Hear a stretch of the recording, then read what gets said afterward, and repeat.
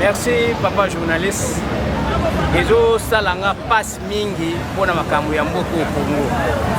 Bo Tshisekedi ti azalaki wana soi-disant azalaki opposant banda tata na ye ayeba ke mboko ya agresaka Congo eza Rwanda.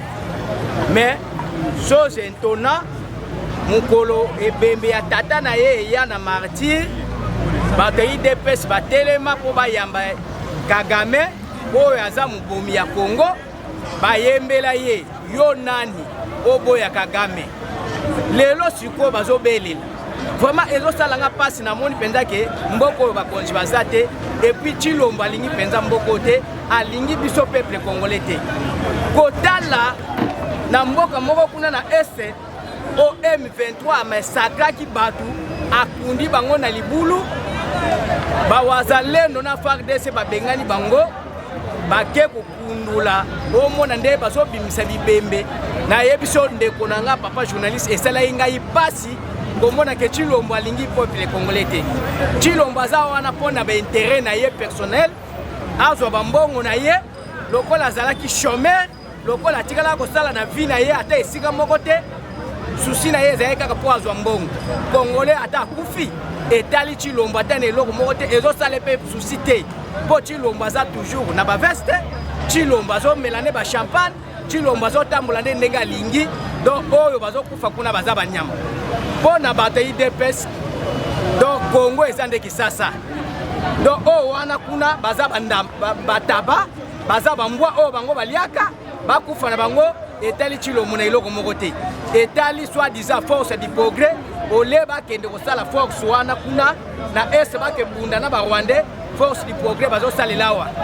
ya kolanda bato opposition ya kokata bato bambeli mais ole bakekata barwandais ezosalanga pasi komona Tshilombo Sama Lokonde a démissionné comme bavote ye to banome ye député national fois qu'il assemblée mais Tshilombo ayambi ba démission na bango mais alobi marqué bo démissionner na sepeli ke bozala kaka na ba poste na bino bosala ba faire courage na ba poste na bino mais muto a démissionné yo kende ko garder sur na poste wana lolenge nini donc Tshilombo seka sepelaka na ye tango asalaka conseil de sécurité des ministres oyo ya butiaka ta na eloko moko te epesa solution ata na likambo moko te ndenge basangisaka baministre ye amona mpenza oyi naza mokonzi mais or ke Tshilombo na mutu na ye zéro mpo na mboka oyo donc eloko moko ya koespere mpo na Tshilombo eza nango te l'ennemi ya liboso ya congolais eza Tshilombo donc pour preuve namoni ke Tshilombo aza congolais te akosaka biso message pour la mboka na opesa boye monsieur Tshilombo yene ata mutu azosouffrir Congo eza monsieur Tshilombo premièrement quand on a biso bazana na est bazosouffrir makasi Tshilombo ayebi oyo nyonso tu Tshilombo azosala libanda eza mascara Tshilombo ayebi bitini bakongolais bazokufa kuna azozwa bénéfice na ye azosouffrir peuple congolais tala vie de lelo ndenge ekomi en tout cas ezosala biso mpasi de deux na mboka oyo basoda bazalaka te biso nyonso tu toza mpasi mpo soki basoda bazali na mboka oyo makambo Tshilombo azosala mais lelo yengo azali Tshilombo osakimi deja mbango na osenga bamilitaire obunda mpona mboka mais Tshilombo okimisa ye bafakima mboka oyo parce que po peuple congolais azosouffrir makasi ndenge ayibaki élection akotikala osala eloko akotikala osala eloko yango na osenga na peuple congolais nyonso totelema tobunda mpona mboka. Merci journaliste na parole opesi ngai concernant la situation ya Congo. Tshilombo ayaki na mission ayaki na ye a trahir congolais Tshilombo amona congolais lokola salité na ye amona congolais mutu te ke lokola azalaki kolobela na papa na ye papa Etienne ke papa oyebi politique te papa tokokufa pauvre a trahi peuple congolais a demandé Mvwama a détruit congolais babuzo bande ba frère bazoloba babuzo ba ezali na est na motu ya Chilombo makila ya ba congolais ya est ezotanga chaque jour depuis Kabila peso andoma ko na kinga kati na le 10 janvier 2019 tilelo makila na bango eza na motuna lokola babuzoba oyo osala mpona Congo otrahi peuple congolais ozala kuna te congolais kufa congolais baboma ye Chilombo aza kuna te yo essentiel ovandi wana ozoka mbongo na banke ozolia no bien ozomela no bien osakana basi bien yo ovandi kaka mpona osarichir mpona problème ya Congo oza no kuna te ozali président ya kaka ovanda kaka tête mais makambo ya kogere mboka ozana tala insécurité tala économie tala quel rôle attaque votre président wa yota kaka ovandi kaka ndenge conseil des ministres ovandi ozimbo na banque au lieu osakana na vie politique no yaki ya Congo ya kwana merci pesa Kabila merci pona salio nyoso tout ere monsieur Kabila yo monsieur Kabila ovana Afrique du Sud yo mdo tsheba congolais na pauvreté puisque mwana wa kwa Chilombo papa na ye aboti ye aza benga na ba réunion ya politique mais yo aussi pouvoir ba congolais au décorer Kabila en tête du pays moi au libérer Congo au bomi congolais depuis 2001 tina 2018 libérer Congo là yo Kabila oyo ko un football un vaurien un troubadour en tête du pays conséquence ya merci le quoi Congo est comme nango zamba Congo est comme nango éléphant mutu nyonso akoti akati mosuni akena ye mutu akati mosuni bino kosa mindele wa ennemi ya Congo c'est lui-même congolais 5 ans liboso ça keloko ni 5 ans mibale yango osali un mois ya pouvoir deuxième mandat olulaki na 2023 mutazali pouvoir Fayulu yo obeka dimobi ke Fayulu akozate tchangai batie yo un mois eleke osali lokoni au peut-être seulement le 20 janvier le 20 février l'obezaki mardi un mois osali lokoni loko yaki na yo ni koleka bangonga ba congolais tant en tête ya misère ba congolais et pas mais c'est Chilombo ya ko distraire ba congolais na misère boko sake Kagame ba soutien makila wa congolais na motu ya Chilombo makila wa congolais na pas mais c'est Chilombo yo lula ki pouvoir oyiba osakana vie yango osakana vie je le mets là mais c'est journaliste pour na mutura na yo ndeko journaliste biso to loba to kolemba te mais to koloba kaka soki ba congolais ba koyoka biso ba congolais mususu oyo vérité to lobaka lelo yango bimi na mboka si tsekeli to yebisa yo si tsekeli ateka mboka na Rwanda si tsekeli ateka mboka na Uganda oyo lelo ozomona ye akomi machacha beli machacha c'est après avoir maya salaki na kuku ebimi na mpwasa amunie ba congolais bimi na mpwasa abandi ko benga bino je suis agressé si tsekeli atika mascara Tshisekedi ayeba ke Congo oyo akutaki M23 na Rwanda akutaki M23 na Uganda mutake ko benda M23 deuxième fois ezali monsieur Félix Tshisekedi Tshilombo oyo ba M23 ba réseau revendiquer pas Tshilombo ngana zo mona nguna mutu na makolo te bo na yebike M23 salaki ba accord ya 23 mars Tshilombo azaki na opposition de journaliste lelo elati Tshilombo ndenge ni parce que biyamba bilokota batikeli ebe babe yango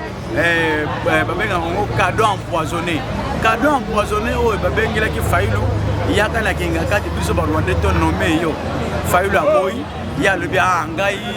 naza na posa ya mbongo na posa pouvoir ko Congo ko kende et aussi la té akembango e papa Rwanda na kinga kati ba pesi pouvoir et aujourd'hui et perquité le boté les mingai biso ba congolais pardon mutu lokola nga congolais na raison na malamu nakolanda Félix Tshisekedi te na baparole ya zolo nakolanda bato ya union sacré te bato ya union sacré na Félix a sentir que poste na bango misala na bango elingi esila nanga alingi asilisa mosala na bango nzoka nde nanga ye nde aimposaki biso Félix nzoka nde Kabila nde aimposaki biso Félix le même nanga prend les armes contre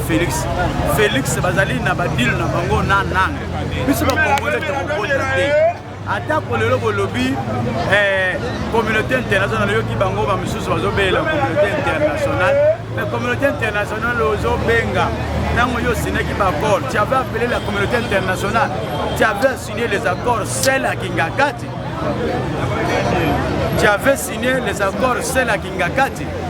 Et aujourd'hui, quand les accords est percuté, tu commences à appeler tous les Congolais. Non, nous demandons à l'UDPS et le progrès de récupérer notre pays que vous avez vendu entre les mains des Rwandais, que le Congo nous revienne. Congo est en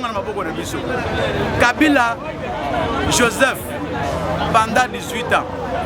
nous sommes Salaki, et Mabena Malam. Mais Kabila n'a jamais invité Kagame à venir dans ce pays. Kabila n'a jamais signé les accords avec Kagame à l'unir comme ça. Mais ces messieurs, soi-disant un opposant, vient au pouvoir, il signe les accords aux yeux de tout le monde,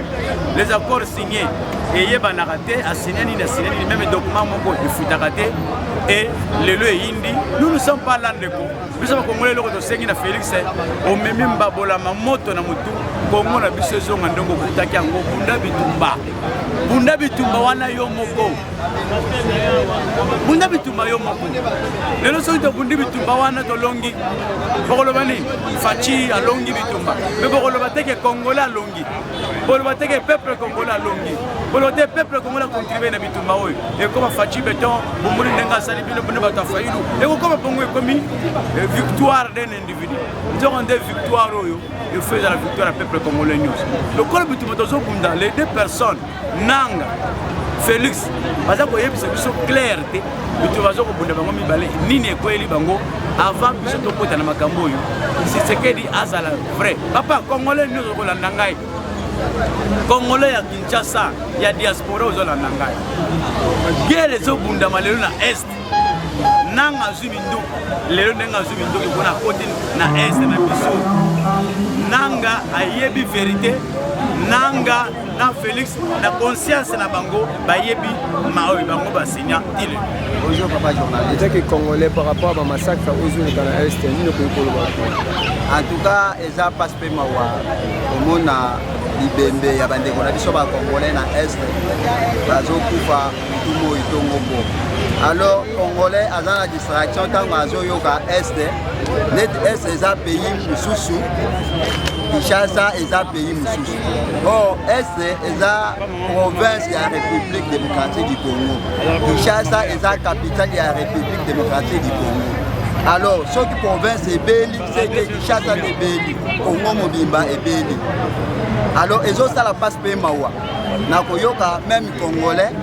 Bandeko na ye soit baninga na ye ba congolais bazo kufa mais congolais azoloba ba kufa na bango biso pe to kufa lokola bango eza passe même Nzambe ayoka passe pe ma wana mundu azo sepia na loi ya muninga na ye parce que loi eza mokano ya Nzambe lelo eza ya bango lobi ekozala ya biso lelo biso tozo sepela parce que oyo ekutani na bango kuna biso na tokutani na mote même mukolo ekozala tour na biso peut-être bakoloba lisusu maloba o bango bazoloba.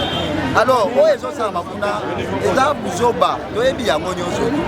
lelo bakongolais msusu bazoloba ke ebandaka me ngai ezokamwisanga banda Mobutu Kasavubu Laurent Désiré Kabila Joseph Di Félix oyo nayebi te mandat ni pouvoir ni oyo rebelaka nga province pendant 6 mois une année azoyiba avandi na kati ya province na kati ya république kimia azolia azoboma gouvernement ezosala eloko te naye komona ngo kana pouvoir oyo ya Félix oyo mbala na ngai ya liboso ya moyo après bato bazoloba ke tozobunda na Rwanda ebisanga ntango tokobunda kima na Rwanda azoperdre nini basoda nyonso to bazobundisa Congo baza na kati ya Congo population ezokokufa eza na kati ya Congo siko babiloko ezobebe eza na kati ya Congo eza na Rwanda te siko Rwanda azoperdre nini bato ezoperdre eza biso population ezokufa eza ya biso bongo ezobebe eza ya biso biloko nyonso tu oyo tozoperdre eza ya biso bacongolais congolais zala conscient congolais zala vigilant congolais Lumumba akufa mpona makambo oyo Lumumba akufa aboya makambo oyo ya kokambola Congo ya koboma bacongolais abengana mundele mpona yango ebele lelo bafingaka Lumumba mais Lumumba azalaki moto oyo azalaki na bolingo ya peuple mpe ya mboka na ye tonyokama mundele azonyokola biso na kati ya mboka na biso azoboma biso kutu lokola moi akotindo musala osali musala nsima na yango soki osali erreur akati yo loboko baboma bakoko basala bakoko makambo ya mabe ebele epesa Lumumba mpasi Lumumba nde alors Lumumba atomboka mpona yango amonaka keno na kati ya mboka na biso bakoki koboma biso te na kati ya mabele na biso esengeli mundele atika biso libre akende mpe esalama bongo lelo tozomona ennemi ya congolais mpe ennemi ya congo komone Félix Tshilombo. Félix ye nde aza auteur ya massacre oyo lelo ozokoselaki bitumba ebandi kala toyebi yango très bien toyebi pouvoir na ye ndenge azwi pouvoir mwana moke aza te azwi pouvoir lolenge nini azalaki préparé te banome ekonome asigné accord ya koboma peuple congolais mpo ye azwa pouvoir ya koteka Congo mpo ye azala mokonzi na Congo. Mais lelo biso nyonso bakongolais nsima ya Félix tozobetele maboko tozoloba Rwanda Rwanda eske yebisanga soda nini ya Rwanda oyo bakangi awa na Congo oyo biso tosanctionne ye keno wi ya solo bato bazoboma biso lokola tokangi bango tosanctionne bango rien. Baministre barwandais toza na bango badepute barwandais toza na bango barwandais tozolia na bango frontière ya RDC Rwanda mpona nini bakangi yango soki ya solo Rwanda nde moto azoboma biso frontière eza ouvert. Alors bakongolais totelema tobengana monguna ya Congo tobengana monguna ya bakongolais kombo na ye Félix Tshisekedi mwana ya mama Marthe mwana ya papa Etienne Tshisekedi bobomi ya bakongolais boyini ya Congo kombo na ye Félix oyo nazalaki nango posa na yebisa bakongolais nyonso yango wana tokosama na kombo ya Rwanda te tokosama na kombo ya bambo Rwanda aza mutu oyo azoluka mbongo aza commerçant soko memeli ekopi ye pa koboya kopi wana te kopera alukaka mbongo ye aza kopera mpasi oyo ye azomonisa biso na kopo oyo asalaki na bango yango mpe bango bazoboma biso alors auteur eza Félix